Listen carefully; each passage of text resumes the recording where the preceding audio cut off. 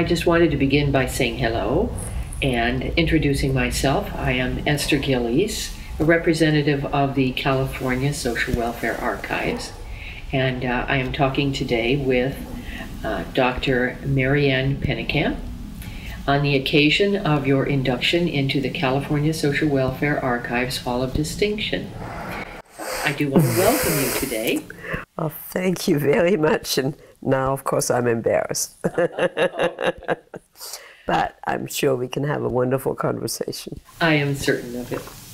And I know that anyone who is watching this tape, and may I call you Dr. Pennekamp? Oh, no, you have to? Not necessarily. No, call me Marianne. All right. Marianne, I know that anyone who will be watching this tape in the future would be very interested in knowing, how did you get involved in the field of social work? Well,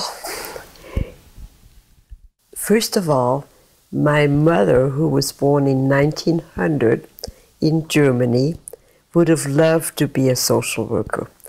But in her milieu, one was a young woman of good family and one got married.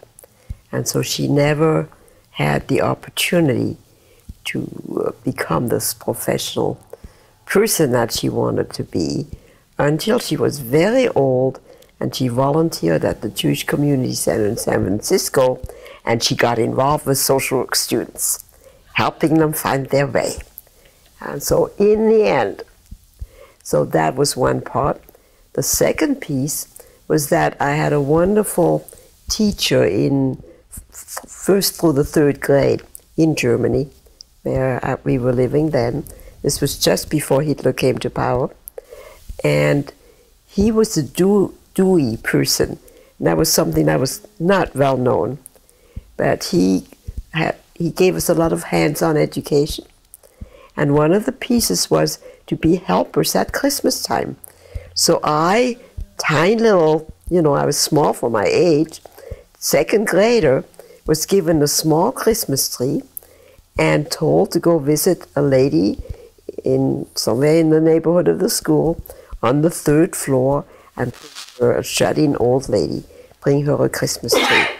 And that was a very empowering experience. I could go up those steps by myself, deliver that tree, see her face, and feel, oh my God, this is special. And so that, I think, was my first conscious experience of helping. And then later on,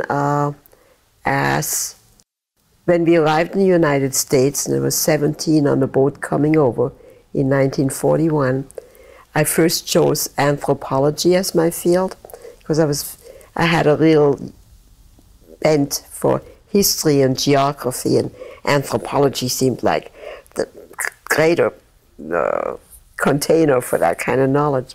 And then realized that I was more preoccupied with the stories of all the people who had lost their roots and had come as refugees, and that probably the history of people and helping people was more what I was after.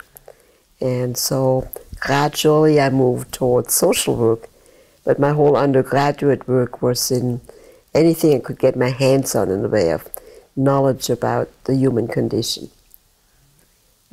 So that's the precursor.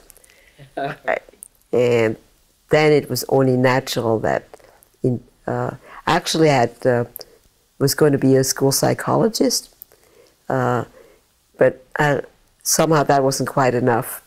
And I found my way to the school of social work and school of social welfare at UC Berkeley, because by that time we lived in Berkeley.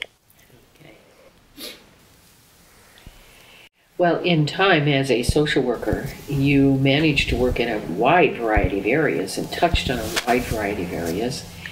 Child welfare, mental health, criminal justice, delinquency prevention, school social work, child death reviews, and many, many more areas. How is it that you managed to have such a broad interest? And of that, were there areas that you felt that you were really specializing in?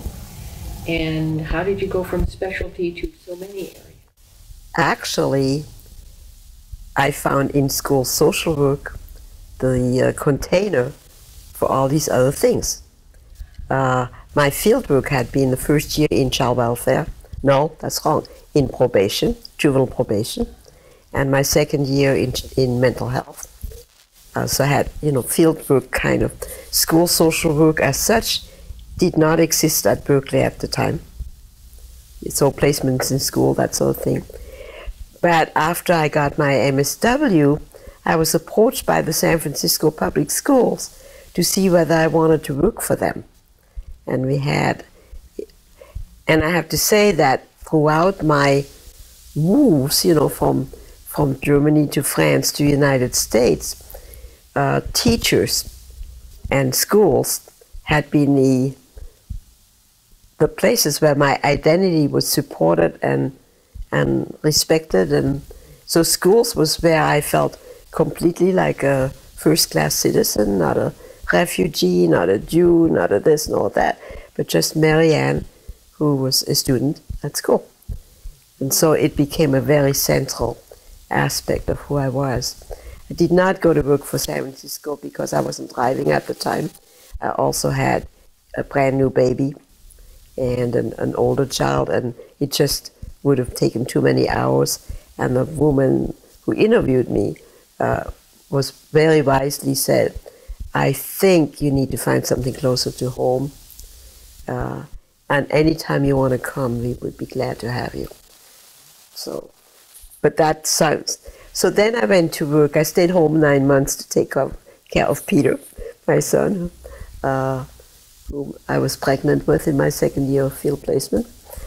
And then we needed for me to work. And I got a job as a caseworker at Lincoln Child Center, which was a home for emotionally disturbed, 24-hour care for emotionally disturbed 6 to 12-year-olds. And there, it was just right there in front of my nose that the 50-minute hour was only a fragment of those children's lives. I became very intrigued in what there was at school on the grounds, what happened at the school, what happened with the house parents during the other 23 hours, and kind of broke out of the casework model into a full life model, of which casework was one aspect. That wasn't quite the way it was framed in the agency, but they could see what I was after and supported it. And I worked there for 2.5 years and learned a lot of very basic stuff. One of the ones that stands out is I learned how to do matchmaking, that when the children we worked with were ready to go back into public school and move back toward going back home with their families, it was very important that that be a successful transition. And I learned that transitions were important, and I also learned that matchmaking was important. I would go and talk to the 2 or 3 neighboring schools and describe the child and the needs, and we'd find a teacher that felt like they were a good match. Then I had to go back to the child center and see whether the staff was willing to transport, whether it was going to work out for them. And so that became much more holistic. And in the process, I worked with the supervisor of the on-the-grounds class. It was a class that belonged to the Oakland Public Schools. And so we got to know each other very well. I took 9 months off to stay home and be more intensely available to my children, because it was clear to me that it was hard to find the right balance. And after those 9 months, that person from the Oakland Public Schools came and interviewed me and offered me a half-time job, which was perfect. It was just perfect. This was the beginning. That's right, in 1956. With schools. That's right. And I stayed there for 25 years. And everything else really branched off from there. But the core was the schools. Right. And what was your experience with the Oakland School District? Well, in those days, this is 1956 until 1981, the model in the Oakland schools was that they wanted highly collaborative, consultative staff who had at least a master's degree in either school psychology, school counseling, or school social work, to work with the schools to support their individualizing of their students. It was a highly sophisticated model for which had been in existence, was organized by a school physician, a pediatrician, way back when, long before my time. And the rank of that person was the rank of a principal. So it was given authority. And so it was the best of all possible worlds, because you were on equal rank with principals, which meant that if you wanted to move a child, you really had the authority to do that. Not that you ever did it without the principal, the teachers, and the family, but the fact that you had that kind of status helped. What helped even more from a school social work career point of view is I was paid well enough I never had to look at administration. It paid from day one the salary of an administrator. And so I just could stay with that and not, the salaries went up and up and up. This was a time of rapidly increasing salaries in education as well as in social work. So that just took care of itself. And you have said to me before that your work in the schools then led you to other activities that you engaged in as a social worker. And could you discuss that a little bit? Well, the reality of schools is you see everything. And there were some really exciting opportunities, which you'll appreciate. One of them was that I discovered, now remember, this wasn't year 1, this was maybe year 10, well entrenched. I always stayed in the same schools for a long time, became part of that community, didn't go from school to school to school, which was an option. I didn't do that. I found that there were a number of foster children in my schools, and that disturbingly, we knew nothing about them, and they often came and went and came and went. So I thought, let's find out how we can stabilize them. And the Lincoln Child Center experience had sensitized me to that. And I've basically created a system, very simple, of alerting the secretaries that if someone came to register a foster child, to tell them immediately that they would hear from me the next day, and that we would place that child very carefully in the most supportive environment possible to guarantee success as much as possible. Well, what we found out in doing that the next day when I talked, usually to the foster parent, that the foster parent didn't have a clue what that child's educational history was. I asked them then, in order to avoid triangulation, to call the case worker of that child. Did they have any information? And other than the community and maybe the name of the school, they rarely had anything. So the child became the informant. And that was so empowering. We found out the children loved that they knew something the grown-ups didn't know, and that the grown-ups wanted to learn from them. A very different way to get that child started. And it was always with the proviso that they would start in room so-and-so with teacher so-and-so, while we were sending for their records. And when the records came, if that turned out they needed something else, we would make a change, but that for the first whatever time it took. And hopefully they could stay with the teacher if they liked each other and it all worked out. It cut replacements down 80% for those kids, because that had been a huge missing piece, that the school could be a stabilizer. If, for instance, that child initially stole lunches, which was almost routine, or stole pencils, they didn't have the concept of owning. They just knew they didn't have. Okay, and then the first week that was almost routine. The child didn't get a bad label. There was now a possibility saying, that child needs to feel at home here, how can we make him more at home?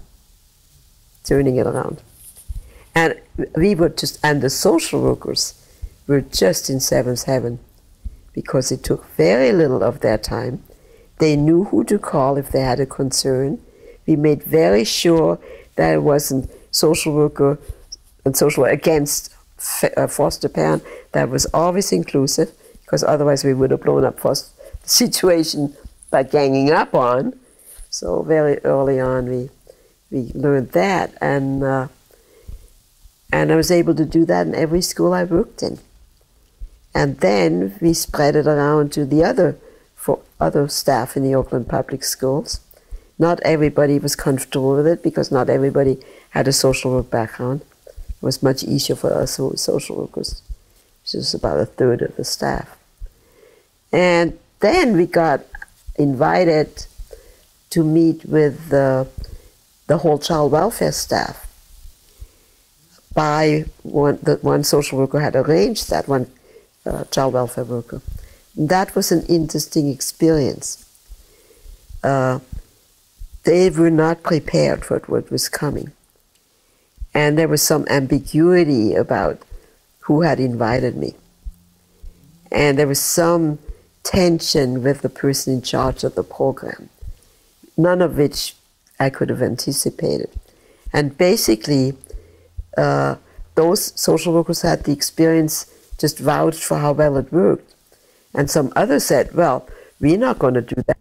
Children in foster care system, they're not welcome in the schools. We're not going to work with them. We just label them if we do that. Okay? And it kind of got stuck, and it should have taken a process of working on it on an ongoing basis.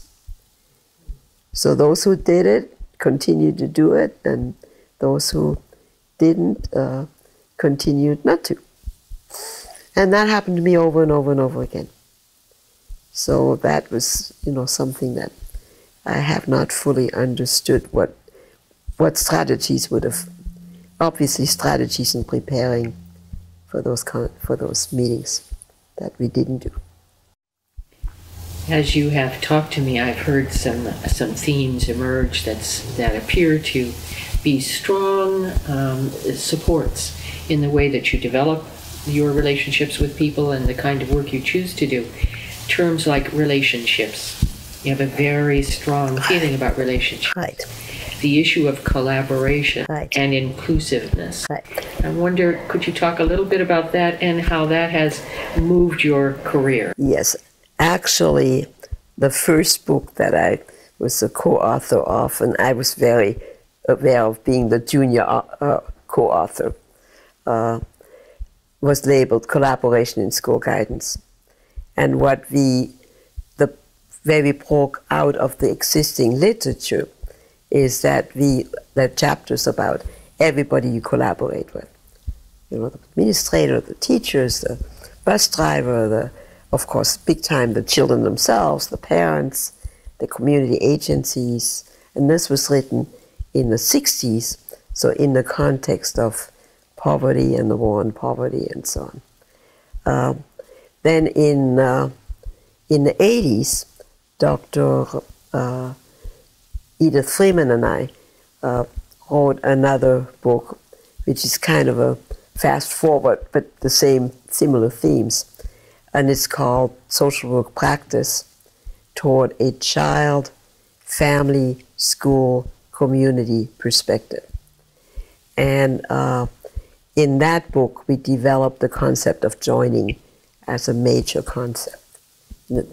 Because collaboration has, some people hate it and some people love it. And when we first used it, we said, well, collaborators are people that work with the enemy, So the word joining, which is also a verb rather than a noun, and it's evolved into that. And yes, without initial joining and finding out who has what to bring to the table, because we need all of it, I can't imagine doing any kind of work, really. So that's joining. All of the areas that you were involved in, Well, maybe you could speak to some of the areas, programs that you helped develop. There were many over your career. Can you recall several? Yes, and they always came out of cases. They always started with someone's life experience and some need of finding a next step. One that was exciting was when a youngster became pregnant. She happened to be a twin, and she was school motivated. This was an inner city Oakland school, black youngster. This was probably in the late 60s. And at that time, in California, not just in Oakland, in California, this becoming pregnant while you were in school was named sciasis. Sciasis really means, is a medical terminology. And it was therefore treated as if it were an illness, and therefore came under the purview of special education in the olden days, which took care of children who had medical needs as well as the mentally retarded. And typically, universally really, in Oakland at least, those youngsters were excluded from school. Their education terminated whenever they got pregnant, unless they were 12th graders in very good standing, in which case they were given a home teacher to finish their high school education, graduate from high school. So there were large numbers of kids who were really push-outs under this guise of medical necessity. Well, when this case surfaced, and I said, that can't be.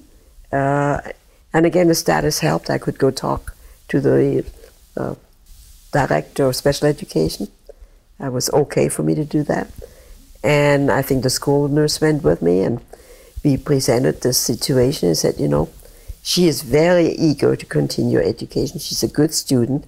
Her twin sister is continuing. We'd like to find a way for her to continue education.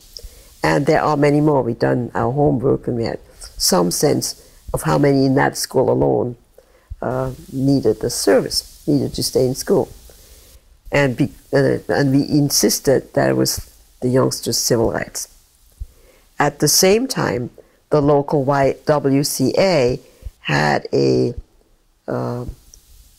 Section 9, what is it called? It's not Section, you know, the women's rights. The federal legislation to make sure women had rights. It was Title IX. Title IX. Yes. Right. Some of that stuff is a little old in the terminologies. Title IX. They had a Title IX grant, and I knew the social worker in charge of the YWCA. Very activist social worker. And then it turned out that the recreation department, which was also headed by a social worker, and I knew him well, some of this is serendipity, was concerned about all their little buildings in their parks that were standing empty during the day, only used on the weekend and the evenings, being vandalized. And so they were delighted to have programs in every neighborhood where we needed it, where the girls could attend school.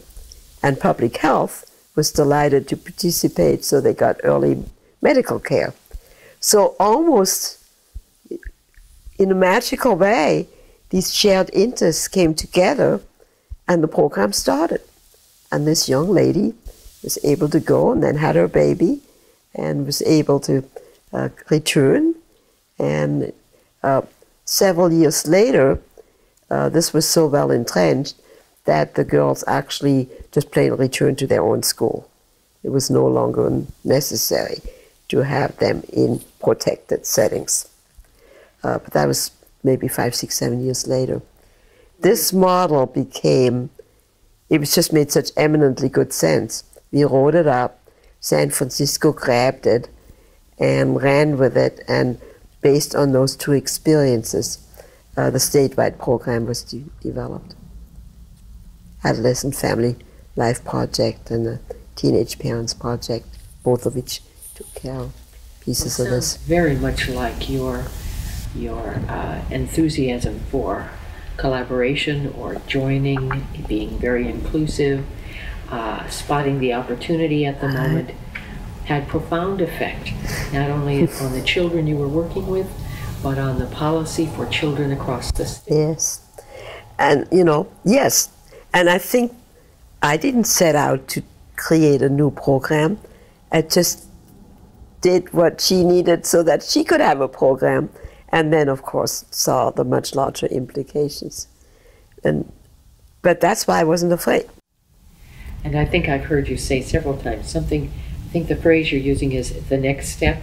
The useful next step. The useful next step. That's actually a phrase Dr. Sarvis, our first co-author, and I developed because it showed the groundedness of it. It wasn't very complicated. And the useful next step did have a consciousness element to it. It's the useful next step in the consciousness of the people at the table that they can agree on and support. And this has worked for you many, many times? Over and over and over. We did a process, not in Oakland, I was in San Francisco, and this was later. So it was probably when I was in a doctoral program, where I was asked to be the consultant to a newcomer project. And we worked with Sellerback Foundation money.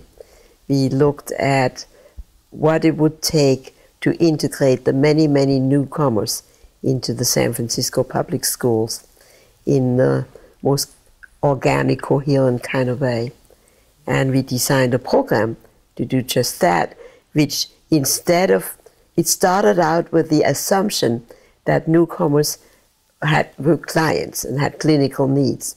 What we found is that they had transition needs and bridging needs and normalizing needs, and only the usual 10% had clinical needs. The 90% had a need to have a road built, a bridge built for them. And that was brought about. We hired community aides, the project did, who spoke the languages of the majority of the immigrants. We had an extremely interesting experience when we recognized that the secretaries in the schools were the key people to understand that they could play a very active role in this. They then asked that we go to the Board of Education and request that they have special training in becoming these ambassadors of goodwill. It was wonderful. And the San Francisco Public Schools recognized that paying attention to transitions was not only important for newcomer kids, but for all kids. Transition from elementary to junior high, from grade to grade, from junior high to high school, from special ed, from regular ed to special ed. So a whole consciousness of transitioning, supporting transitions emerged out of that, as well as a whole approach to newcomerness which celebrated it rather than saw it as a clinical problem. That was exciting. And some of those materials have been widely circulated and are used in the Los Angeles schools and so on and so on. Are there other school-related experiences that, I know there are so many, are there others you'd like to comment on? Because the schools have everything built in them, if the strongest experience, and one that's not fully developed, where I think a lot more work can be done and needs to be done, is it's my assumption, and I'm getting on little thin ground, that middle-class kids by and large do well in school because the values of the educational system, the histories of the families, and the amount of resources available to the families. It's a continuum. Children enter school and it's the same world they know before. And so they feel comfortable in it, they're honored, they're successful. Success reinforces itself. Children that come from different backgrounds, poverty backgrounds in general, and then poverty made more complicated by ethnicity and cultural differences, come to school with a language that's different from the mainstream language. And I've become very interested in oral language, O-R-A-L, oral language, as the first thing we need to attend to when children start school. And that's a whole other story, and actually I'm working on an article on that. But I think we have missed the boat in not honoring children's own language, in wanting to impose our own written language right from the beginning. In one of my schools, and we did do that, and I'm still meeting with a group of people so many years later, the kindergarten teachers, there were 7 kindergarten in this very large, almost 1,000 student, almost entirely black neighborhood school, and a very receptive principal. And we wanted to see whether we could facilitate the entrance of the children into school as a hopeful, joyous, success-bound experience. Because we'd noticed that by the 3rd or 4th grade, the bulk of the children, especially the boys, had turned off and were no longer engaged, and were engaged in disengaging, which then was called a behavior problem. And so we designed a program where in all of the kindergartens, in groups of, in other words, all 7 kindergarten teachers participated, and I was basically their support system. We enlisted, this is exciting, we enlisted the school that was, not the school, the church across the street, a well-known church in Oakland. The minister, a very progressive man, large congregation. They made their Sunday school classes available to us. And so every child in kindergarten would meet with their teacher in groups of 6, 7, 8 at the most, once a week. If they were in morning kindergarten, they could stay, they would be fed lunch on the house and be staying after school, after their school in the early afternoon, and vice versa. So what came out of that is that the teacher facilitated a small group conversation and where children were listened to. The whole emphasis was, you have something to say. Today we say you found your voice, but that wasn't the vocabulary. You have something to say and we want to listen to you. And then the teacher, if the child used a big word or expressed themselves, said, did you know that Mary had such a big word that she knows about? Did you hear what she just told us? It was like magic. The children sat up straight, became engaged. It was just, you know, and we didn't know we were creating something that spectacular, but we were just totally overwhelmed with the power of that. Starting school, knowing that you're welcome here. They did something else. They went, the teachers, they went to every home, where a kindergarten child was expected to be, knocked on the door, had a Polaroid camera, and had a box of crayons and a little book. Welcome-backing approach to starting school. That was very powerful. And the last piece is we enlisted the upper graders, 6th graders, to be traffic patrol, because these children now would be leaving school at a time other than when they normally would. So they were helped across the street and on their way. It makes me kind of almost tearful to think about that. And that basically came from the teachers, but it was the kind of dialogue we had constantly about how to encourage the children in a school where the principal supported this, that made this happen. And last year, all 7 of us got together and celebrated that project. They're almost all of us are retired now. But what strikes me as so impressive about this tour is the respect that is shown the children and the respect that is shown each other, whether you're a social worker or a teacher, a principal, or a representative of the church across the street. Exactly. That it's a very respectful. Oh, the church lady came and checked me out. So they needed to know you better, then they could trust you and respect you. That's right. That's right. Wonderful project. Yeah.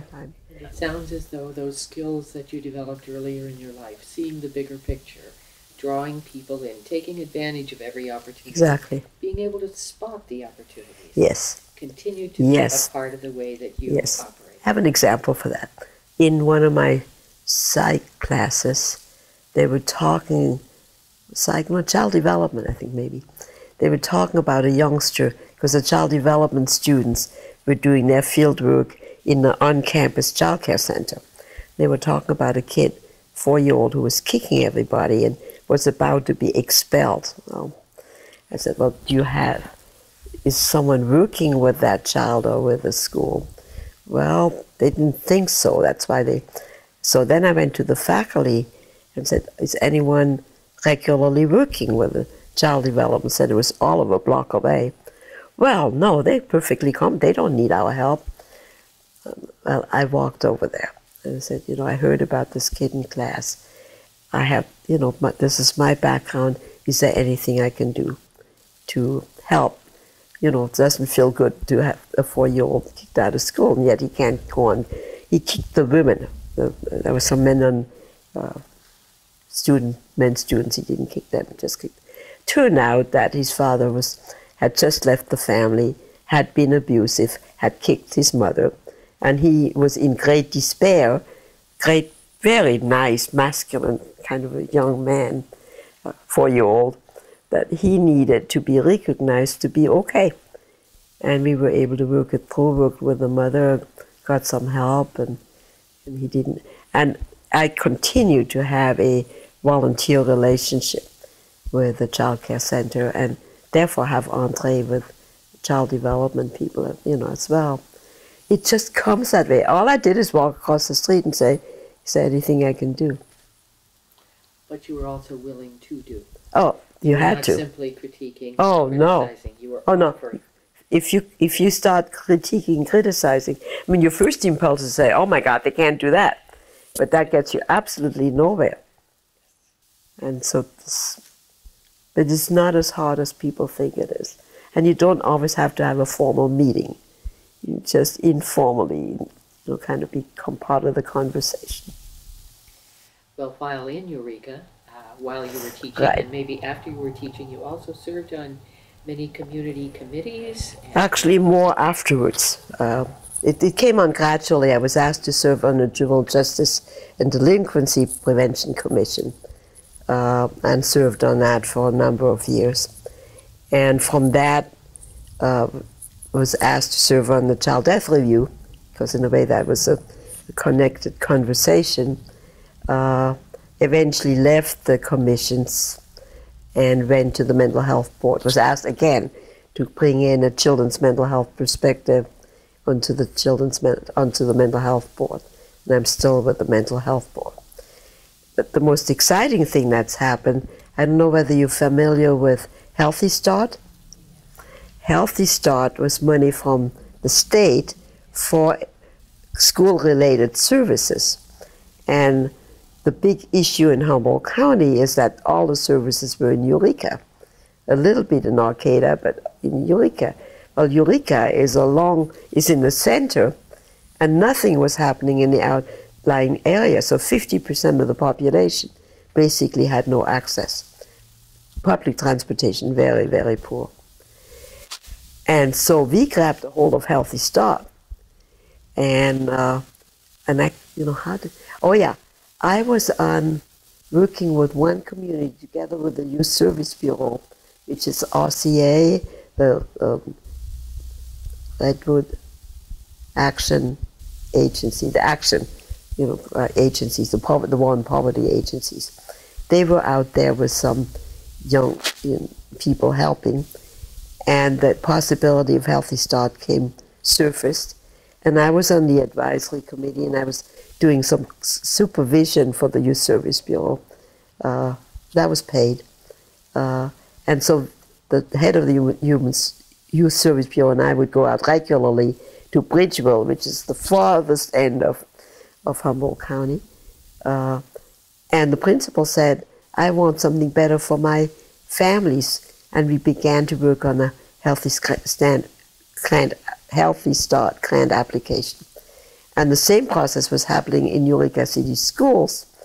And they had involved me in some way, feeling that nobody paid them any attention. They needed someone who translated their school language to agency language.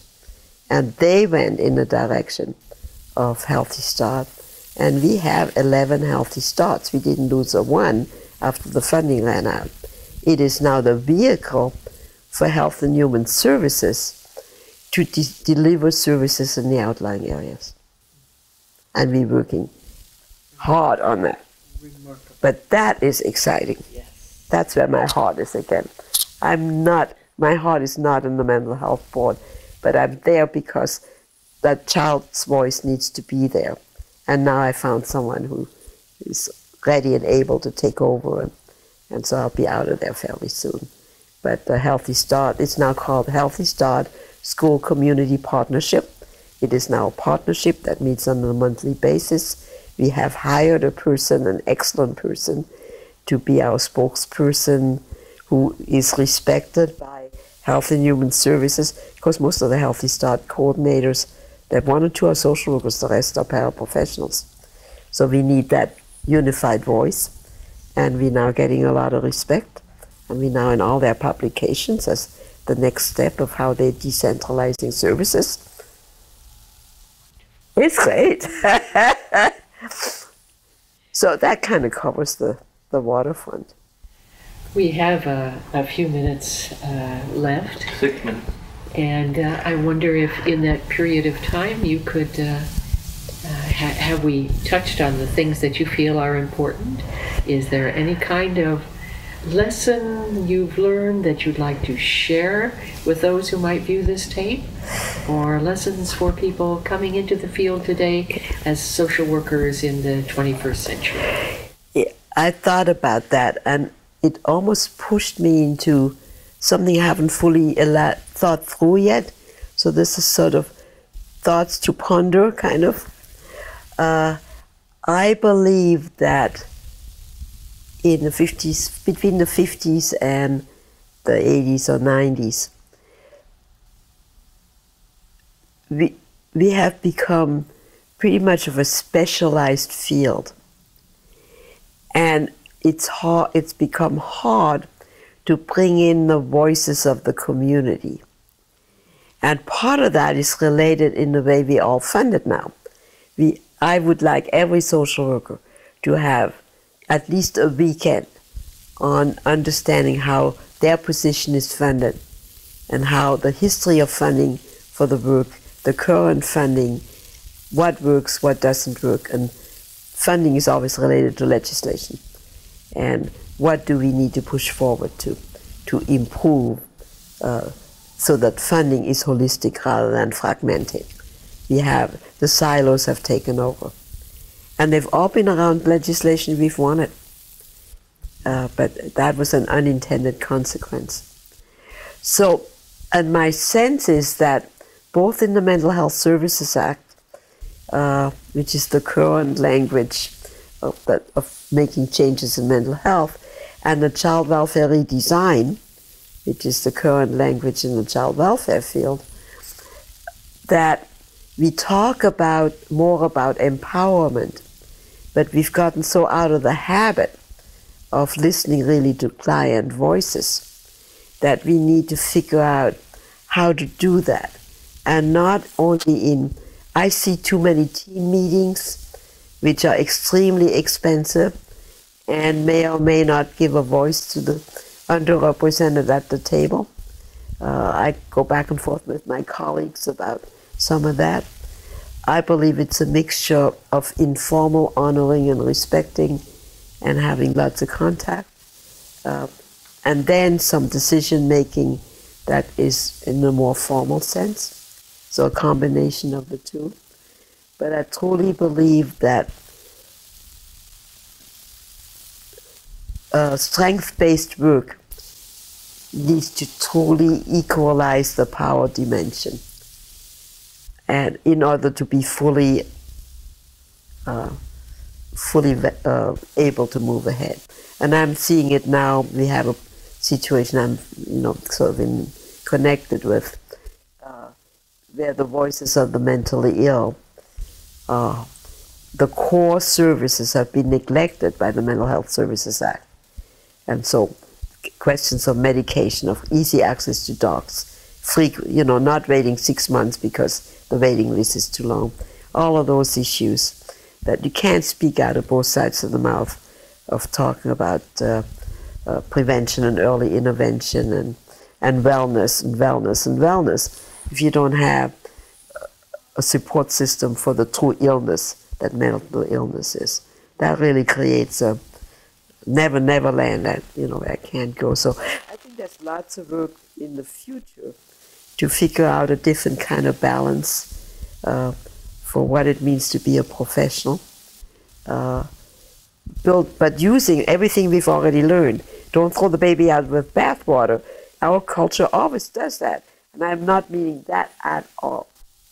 Building on what we know, and then integrating it into communities in a more complete way than we have in the past. Well, I want to thank you so much for your time today and your sharing, your stories, your words of wisdom. Oh, and again, to congratulate you on the honor of being inducted into the Hall of Distinction. Thank you, Dr. Pennekamp. Well, this was a delightful experience, and I'm glad we did this, because I think it's too easy to give the honor without the grounding. And so here, there's a grounding to it, which then legitimates the honor. Thank you very much.